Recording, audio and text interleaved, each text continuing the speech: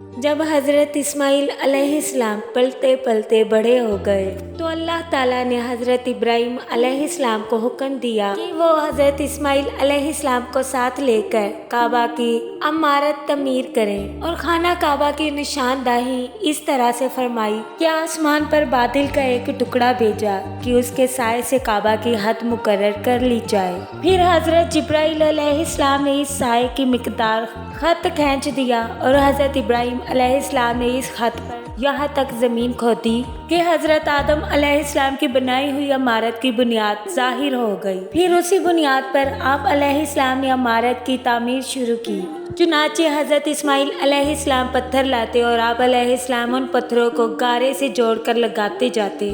جب عمارت آدمی کے قد جتنی پوری ہو گئی تو آپ علیہ السلام کو ایسی چیز کی ضرورت ہوئی کہ جس پہ کھڑے ہو کر تعمیر جاری رکھ سکے۔ چنانچہ آپ نے اسماعیل علیہ السلام کو حکم دیا کہ وہ ایک ایسا پتھر لائیں کہ جس پہ کھڑے ہو کر کعبہ کی تعمیر کر سکوں۔ آپ علیہ السلام پتھر کی تلاش میں جبل ابو قبیس پر تشریف لے گئے۔ راستے میں حضرت جبرائیل علیہ السلام ملے اور کہا، آئے میں آپ کو دو پتھروں کا پتہ بتاؤں جو حضرت آدم علیہ السلام کے ساتھ جنت سے آئے تھے، یہ بڑے برکت والے ہیں، اور پھر انہیں نکال کر ایک حضرت ابراہیم علیہ السلام کے لیے لے جائیں اور دوسرا خانہ کعبہ کے گوشے میں دروازے سے دائیں طرف لگائیں، تاکہ جو بھی اس گھر کا طواف کرے اسے چوم کر گھر کا طواف شروع کرے۔ حضرت اسماعیل علیہ السلام ان پتھروں کو یکے بعد دیگرے لائے، اور حضرت جبرائیل علیہ السلام بھی ساتھ آئے اور حضرت ابراہیم علیہ السلام کی بارگاہ میں عرض کی کہ اس پتھر کو حجری اسود کو خانہ کعبہ کے گوشہ میں نصب کر دے۔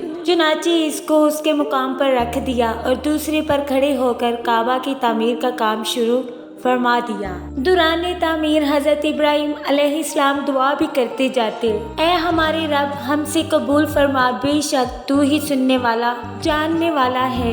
شروع میں حجری اسود کا رنگ بہت سفید تھا، بعد میں سیاہ ہو گیا، جیسا کہ نبی کریم صلی اللہ علیہ وآلہ وسلم نے ارشاد فرمایا، حجری اسود اور مقام ابراہیم جنت کے دو یاقوت ہیں، ان کا نور اللہ تعالیٰ نے مٹا دیا۔ اللہ اگر ایسا نہ کرتا تو مشرق اور مغرب کے درمیان سب کچھ روشن ہو جاتا۔ جس پتھر پہ کھڑے ہو کر حضرت ابراہیم علیہ السلام نے تعمیر کعبہ فرمائی، اسے اللہ تعالیٰ نے یہ عظمت عطا فرمائی کہ اسے نماز کی جگہ بنانے کا حکم ارشاد فرما دیا۔ چنانچہ قرآن مجید میں ہے، اور اے مسلمانوں، ابراہیم کے کھڑے ہونے کی جگہ کو نماز کا مقام بناؤ۔